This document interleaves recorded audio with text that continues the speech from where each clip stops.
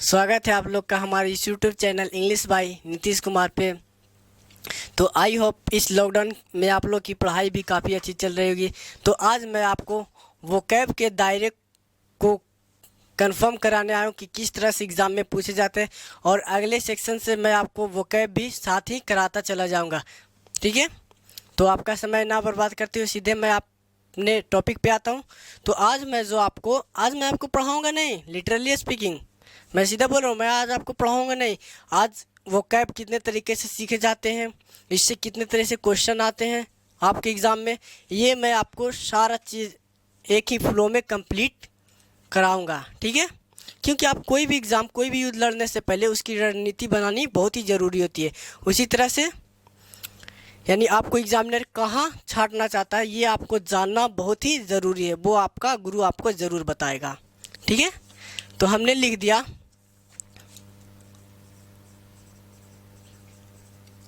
क्या लिखा, vocabulary. Vocabulary को ही हम लोग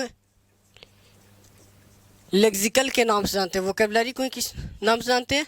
लेक्सिकल के नाम से जानते हैं। शायद यहाँ दिखाई नहीं दे रहा।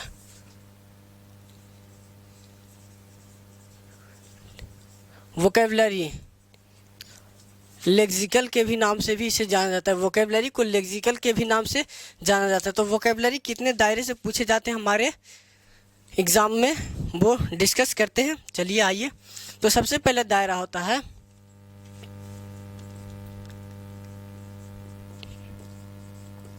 एंटोनिम्स और सिनोनिम्स। एंटोनिम्स और क्या होता है? सिनोनिम्स। एंटोनिम्स का मतलब हो गया, अब इसको मैं थोड़ा सा रूट पे आपको तोड़ते हुए सिखाते हुए चला जाऊंगा आगे। तो अगर जो मैं इस एंटो की बात करूँ तो एंटो का मतलब होता है अपोजिट। क्या होता है? अपोजिट या फिर अगेंस्ट का लो। N by M S NIMS की बात करें, इस एन बाई एम की बात करूँ तो इसके दो अर्थ निकलते हैं। एक तो आपका हो गया वर्ड और एक होता है इसका नेम। ये रूट के अनुसार, आगे मैं इस रूट की चर्चा करूंगा। तो ये क्या हो गया? वर्ड या तो फिर नेम हो गया, यानी अपोजिट वर्ड हो गया। ये आपको हिंदी में समझा जाए तो अपोजिट वर्ड, यहाँ पे इसका मीनिंग वर्ड निकलेगा। उसके बाद एस वाई एन का बात करूँ तो इसका मतलब हो गया सेम, और ओ एन एम बाई की बात करूँ तो ये हमने अभी बताया वर्ड या फिर नेम। तो हो गया एंटोनिम्स सिनोनिम्स। ये इस तरह से आपको पूछे जाते हैं। पहला दायरा हो गया। उसके बाद मैं आपके दूसरे दायरे की बात करूं तो वो हो गया आपका फ्रेजल वर्ब। फ्रेजल वर्ब, तो फ्रेजल वर्ब किस तरह से बनती है? ये छोटे से दायरे पे, यानी वर्ब के साथ, क्या किसके साथ? वर्ब के साथ हम लोग प्रीपोजिशन, क्या प्रीपोजिशन को ऐड करते हैं। कभी कभी वर्ब के साथ एक प्रीपोजिशन लगा रहता है, नहीं तो एक से ज़्यादा भी कभी कभी लगा दिया जाता है, प्रीपोजिशन ऐड कर दिया जाता है। तो ये समझ में आ गया, दो दायरे। उसके बाद होता है आपका तीसरा, वो होता है idiom and phrases. Idioms and phrases, idiom and phrases, idiom and phrases. Idiom and phrases को समझने के लिए इसके भी कुछ अलग अलग तरीके से ये पूछे जाते हैं। ये जैसे मैं बात करूं इडियम एंड फ्रेजेस, जिसको आप लोग हिंदी में कहते हैं मुहावरे। क्या बोलते हैं? मुहावरे। क्या? हिंदी मुहावरे। अब इंडियन इडियम एंड फ्रेजेस को किसने आधार पे पूछा जाता है? सबसे पहला ये आपका पर्पस के आधार पे पूछा जाता है। Purpose based on idiom and phrases को पूछने का एग्जामिनर कुछ दायरे फिक्स करके आपको पूछता है। पहला हो गया पर्पस बेस्ड ऑन, जिसी को आप लोग कहते हैं फिगरेटिव लैंग्वेज के आधार पर। फिगरेटिव लैंग्वेज के आधार पर पूछा जाता है। उसके बाद दूसरा time based on, time based on, time based on यानी समय से रिलेटेड, समय से रिलेटेड इडियम एंड फ्रेजेस। तीसरा हो गया आपका कलर, कलर बेस्ड ऑन,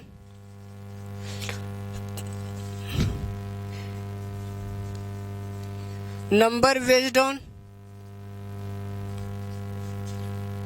पांचवा हो गया फूड बेस्ड ऑन, यानी खाने पीने से संबंधित, फूड बेस्ड ऑन 5। उसके बाद यही लिख देता हूँ छठा दायरा स्पोर्ट्स बेस्ड ऑन, दिखाई दे रहा। हाँ, उसके बाद एक पूछा जाता है बॉडी बेस्ड ऑन हो गया, कलर हो गया, टाइम हो गया, न्यूमरल हो गया, फूड हो गया, स्पोर्ट हो गया, बॉडी बेस्ड ऑन। उसके बाद ज्योग्राफी बेस्ड ऑन, जो ज्योग्राफिकल बेस्ड ऑन भी पूछा जाता है। और दायरे की बात करूं आई, तो बॉडी हो गया आपका, टाइम हो गया, कलर हो गया, स्पोर्ट हो गया, बॉडी हो गया, इन सभी हो गया। उसके बाद और एक होता है आपका टाइम हो गया, कोई दिक्कत नहीं, एक दो दायरे और होते हैं, स्पोर्ट हो गया।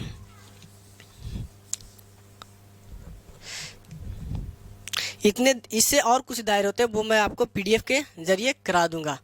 हो गया, कोई दिक्कत नहीं। चलिए, इससे कोई दिक्कत याद आएगा तो लिख दूंगा आगे, कोई दिक्कत। अब आगे चलते हैं। जो चौथा दायरा होता है वो होता है स्पेलिंग टेस्ट। क्या होता है?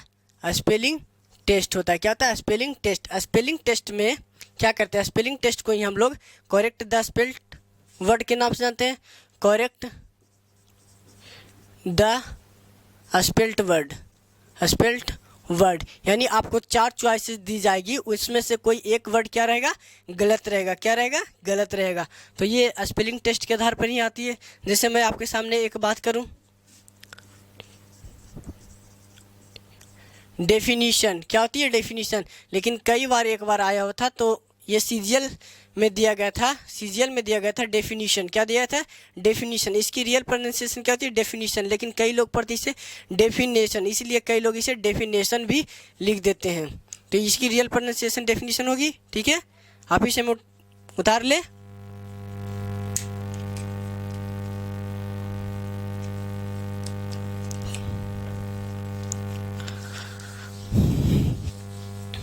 अब इससे आगे चलते हैं।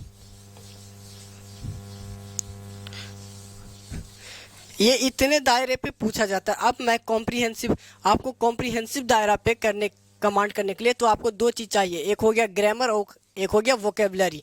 अब चलते कॉम्प्रिहेंसिव दायरे में कौन कौन सी वोकेबलरी आपको पढ़नी पड़ेगी। पहला हो गया तो वोकेबलरी के दायरे को मैं डिस्कस करना चाहूँगा। तो आपको एक होता है होमोफोन्स। क्या होता है? होमोफोन्स। और दूसरा होता है एंड होमोनिम्स। होमोफोन्स और होमोनिम्स। होमो का मतलब समझा जाए रूट के अनुसार, तो होमो का मतलब हो गया सेम, और फोन का मतलब होता है साउंड, यानी साउंड में यानी प्रोनाउंसिएशन में सेम रहेगी। और इसका मतलब होमो का मतलब क्या गया? तो होमो का मतलब क्या हो गया?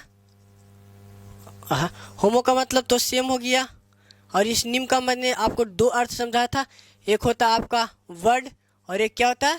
नेम, यानी वर्ड जैसा सेम। अब एक होमोफोन्स और एक होमोनिम्स, इन दोनों को समझाना चाहे तो होमोनिम्स को समझाना चाहे तो होमोनिम्स का मतलब होता है, होमोनिम्स को समझाया तो जैसे मैंने कहा होमोनिम्स, एक वर्ड दिया बैंक। क्या दिया? बैंक। अब इस बैंक को समझाया था, इसके 2 मीनिंग निकलते। कितने मीनिंग निकलते? 2 मीनिंग निकलते। इस बैंक को समझाया तो पहला होता है a place where money is kept। a place where money is kept, bank हो गया पहला वो। a place where money is kept, जहाँ पैसा रखा जाता है वो बैंक हो गया। ये हो गया आपका होमोनिम्स का मतलब। और इसी का एक और मीनिंग निकलता है, बैंक का मतलब क्या होता है? किनारा।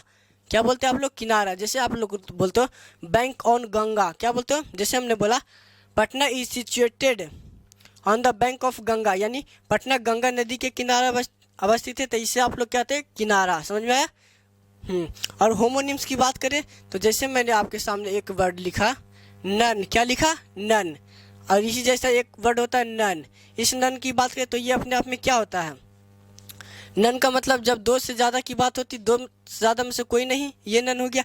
और इस नन का मतलब हो गया नन का मतलब होता है जैसे बौद्धिस्ट चर्च उस में जो काम करती है उसे नन कहा जाता है। क्या कहा जाता है? नन कहा जाता है।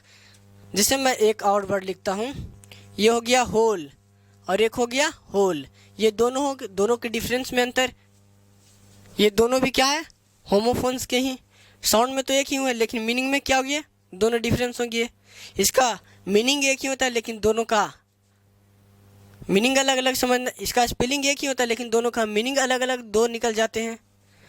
ये हो गया। उसके बाद एक और आता है पैरोनिम्स। क्या होता है? पैरोनिम्स। पैरोनिम्स पैरोनिम्स वैसे पैरोनिम्स को समझा जाए तो निम्स पैरो का मतलब होता है अमंग, अमंग साइड। क्या होता है? अमंग साइड कह लो या फिर बियॉन्ड कह लो, बियॉन्ड। और निम्स का मतलब क्या होता है? इसका एक मतलब होता है, हमने अभी लिखा वर्ड और एक क्या लिखा? नेम। तो पैरोनिम्स होता है, पैरोनिम्स वो वर्ड होता है जो सिमिलर मिलते जुलते वर्ड होते हैं। जैसे मैं बात करूँ आपके सामने लिखता हूँ, एक हमने लिखा चाइल्ड, क्या लिखा? चाइल्डिश। और एक मैंने लिखा चाइल्ड लाइक। इन सभी की डेफिनेशन भी मैं आपको बताऊंगा लेकिन जब आपको वोकैब के दायरे पे लाऊंगा तब, आज मैं आपको पूरा पढ़ाऊंगा नहीं। तो चाइल्डिश और चाइल्ड लाइक, चाइल्डिश की बात करूं तो ये निगेटिव मीनिंग जिसका मतलब हो गया सिली, और ये चाइल्ड लाइक अपने आप में पॉजिटिव मीनिंग देता है। तो ये भी वर्ड हो जाते हैं। कितने तरह के वोकैब होते हैं वो मैं आपको चर्चा कर रहा हूँ। इसके बाद आगे चलते हैं। तो कुछ वर्ड होते हैं जो हमेशा गुड सेंस में यूज होते हैं। गुड सेंस में होते हैं कुछ यूज वर्ड, और कुछ वर्ड भी होते हैं जो कि हमेशा बैड सेंस में यूज होते हैं। वर्ड सेंस में कुछ वर्ड यूज होते हैं, और कुछ ऐसे वर्ड भी होते हैं जो गुड और बैड दोनों सेंस में यूज हो जाते हैं। उनको मैं धीरे धीरे डिस्कस करूंगा जब आपको वोकैब पे लाऊंगा। और उसके बाद मैं बात करूं कुछ वर्ड्स की, उसके बाद हमारे पास वोकैबुलरी में ही आती है। वोकैबुलरी में होते कुछ फॉरेन वर्ड आते हैं। क्या होते हैं? Foreign word. जैसे मैं बात करूं एक्सपार्टे, जैसे आपने सुना होगा बोना फाइट्स। ये ज़्यादातर ये जो मैंने लिखा फॉरेन वर्ड, ये स्टेनोग्राफर वाले स्टूडेंट जो स्टेनो की तैयारी करते हैं वो सारे स्टूडेंट बहुत ज़्यादा लिखते हैं एक्सपार्टे। मैं भी एक स्टेनो का ही स्टूडेंट हूँ। तो ये ज़्यादातर शॉर्ट हैंड में देखने को मिलता है ये सारे वर्ड, क्योंकि ये लीगल वर्ड होते हैं। उसके बाद कुछ कॉन्स्टिट्यूशनल वर्ड भी आते हैं।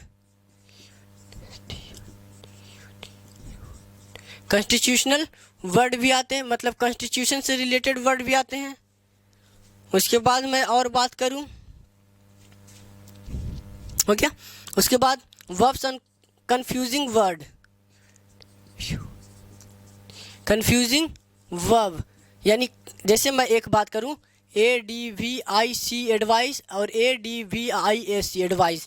इस एडवाइस को समझा जाए तो ये अपने आप में नाउन होता है और ये अपने आप में वर्ब होता है। तो ये सारे कंफ्यूजिंग वर्ड हो गया, वर्ब्स एंड कंफ्यूजन। ये सारे में क्या होते हैं? कंफ्यूजन होते हैं। अब इसको याद करने की टेक्निक पे मैं आपको लेकर आऊँगा, ठीक है? आप इसे कॉपी करें, कोई दिक्कत नहीं। अब थोड़ा सा और 10 मिनट का दायरा और मुझे दे।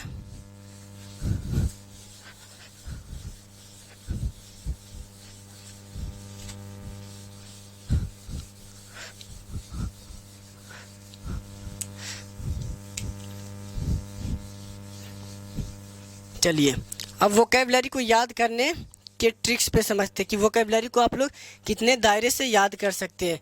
तो वोकैबुलरी को याद करने का ट्रिक कुछ नहीं होता, आप लोग सारे मेहनत रिमेंबर करने के। तो सबसे पहला होता है आपका निमोनिक्स। क्या होता है? निमोनिक्स। तो निमोनिक्स NME को समझाए तो ये आपके माइंड से रिलेट होता है। रूट के अकॉर्डिंग समझा जाए तो ये आपके किससे रिलेटेड होता है? माइंड से। तो निमोनिक्स को कहा जाता है रिलेटिव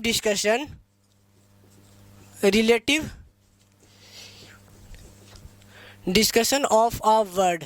क्या होता है? Relative discussion of a word, यानी शब्दों के साथ छोटी छोटी कहानियां बनाकर हम लोग उन्हें याद करते हैं। ये होता है used to help a person, used to help a person, remember, REMEMBR, remember, remember a person, remember something, remember something, यानी ये किसी भी चीज़ को याद करने में थोड़ा सा सहायता होता है। दूसरा दायरा होता है वो हो गया आपका एसोसिएशन, एसोसिएशन और डिसएसोसिएशन, यानी शब्दों को तोड़कर। और तीसरा दायरा हो गया जो सबसे महत्वपूर्ण दायरा होता है वो होता है रूट। क्या होता है? रूट। तो रूट को समझता है, रूट दो तरह का होता है, एक होता है लैटिन, एक हो गया लैटिन और एक हो गया ग्रीक। ये दो रूट होते हैं, एक होता है लैटिन, एक होता है ग्रीक रूट। इसी में आपको पढ़ने के आते हैं प्रीफिक्स, सफिक्स और सीधा समझ लीजिए आपको अफिक्सेस पढ़ने के लिए इसी में आते हैं। प्रीफिक्स जो शब्द से पहले जुड़े और सफिक्स जो शब्द के बाद में जुड़े। तो आज मैं आपको इतना ही कंप्लीट कराऊंगा। तो अब मिलेंगे अगले वीडियो में और अगले से मैं आपको वोकैब ही कराऊंगा। तो सबसे पहले मैं आपको लेकर चलूँगा रूट पे। किस पे? रूट पे। तो रूट वाले दिन रूट पे ही चर्चा करेंगे। तो मिलते हैं नेक्स्ट वीडियो में।